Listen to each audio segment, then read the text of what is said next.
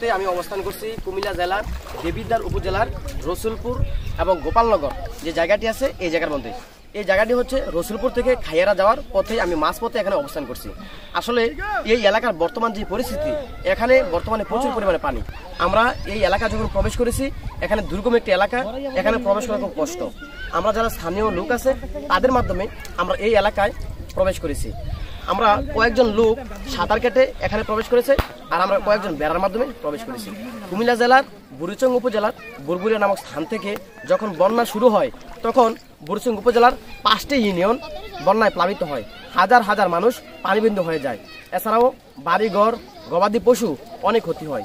এই ক্ষতির পরে ব্রাহ্মণপাড়া এলাকাতে পানি প্রবেশ করে। ব্রাহ্মণপাড়ার কয়েকটি অঞ্চলে পানি প্রবেশ করার পরে ইতিমধ্যে কুমিল্লা জেলার বুড়িচং উপজেলার বুড়িচং এবং ব্রাহ্মণপাড়ার পানি যখন কমতে শুরু করে, তখনই প্রবেশ করে দেবিদ্বার উপজেলায়। দেবিদ্বার কয়েকটি এলাকা বর্তমানে বন্যায় প্লাবিত, অনেক পানি এই এলাকায় এখন বিরাজমান।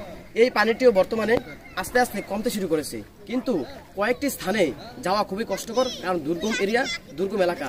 এখানে আসার পরে আমরা কোনো নৌকা দেখিনি, আর আমাদের এখানে ত্রাণ বিতরণ করতে যারা স্বেচ্ছাসেবী আছে তাদের খুব কষ্ট হয়েছে। ইউসুফ শান্ত, রসুলপুর, দেবিদ্বার, কুমিল্লা।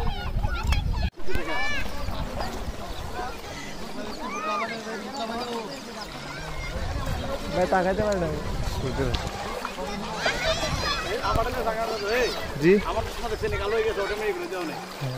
এটা ভাল লাগে হতে এটা কইতে লন ভাই সানগ্লাস